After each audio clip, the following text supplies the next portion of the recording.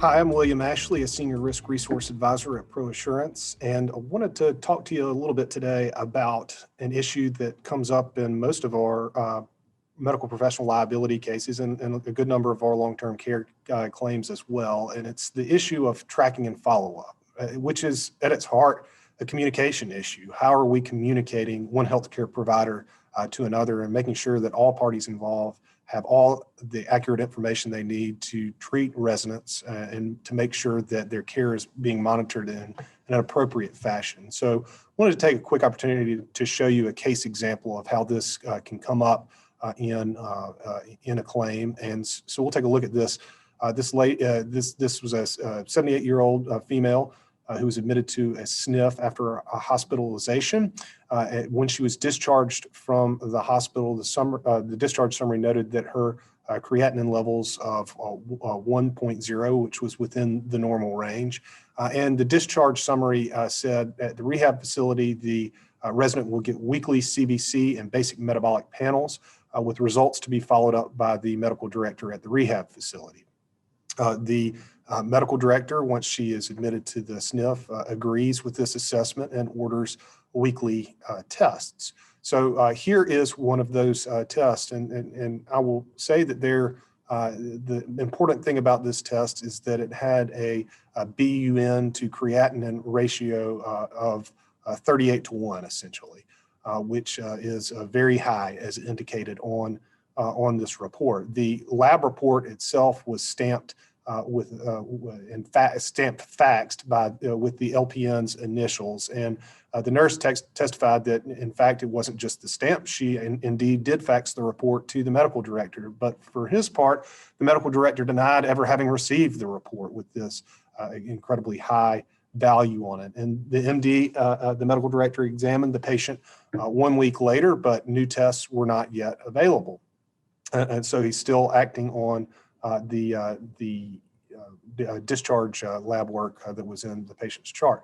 Another week later goes by, and the medical director is contacted by the nurse again about lab work. And here is the note in the resident's chart that details that. It says the medical director was notified of request from a fellow staff member of wanting the resident on a stronger pain medication and IV fluids. The medical director ordered Darvocet for 4 hours for moderate pain, and the resident, and his assessment was that the resident did not need IV fluids due to lab work drawn on Monday that he reviewed, which was normal and no need for fluids. The staff member was notified of the medical director's orders and voiced understanding of the medical director's decision. And there's the signature of the nurse. So the medical director again denied having reviewed the lab results at the time of the conversation. And the medical director testified that it was his practice that he relied solely on the verbal report from the SNF staff that the labs were normal. Unfortunately, the patient died 1 week later, and the cause of death was aspiration pneumonia as a consequence of urosepsis. So the family, obviously distraught, sues both the medical director for medical malpractice as well as the skilled nursing facility.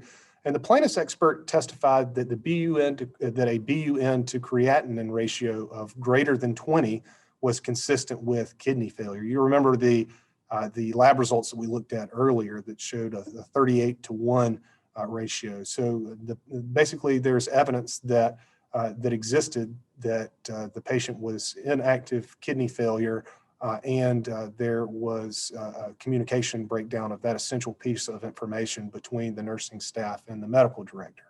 The plaintiff alleged that the medical director failed to recognize and act on signs of sepsis, and the medical director and the SNF were pointing fingers at each other about the extent of the medical director's knowledge. So you can see here how a communication breakdown like this can lead to real world problems for residents. So how we go about documenting the care that's received, the lab results that orders are followed through with is paramount in being able to defend a claim like this. And unfortunately, this case was not as defensible, and it's settled as a result. So when we're thinking about tracking and follow up, we want to ask ourselves some questions. Was a test or an order performed?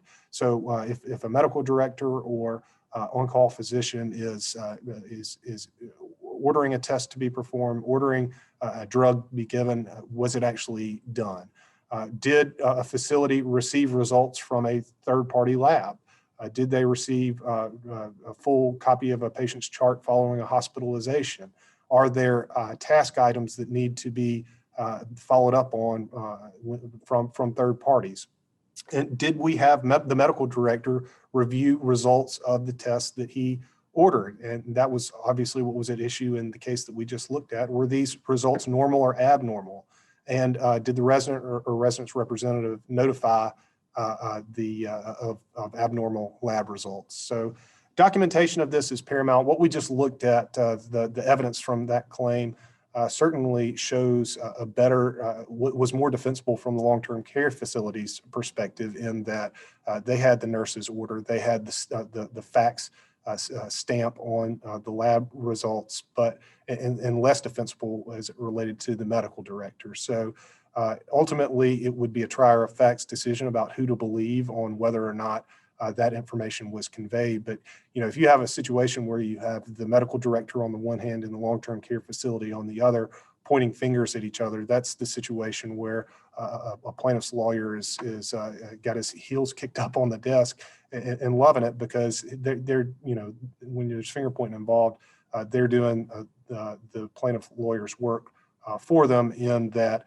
they're working very hard to establish liability of their co-defendants. So that's an issue of how tracking and follow-up issues can emerge in long-term care cases, and it's of extreme importance that we document and follow up on any orders or tests that come up in order to avoid a situation such as the one we just looked at.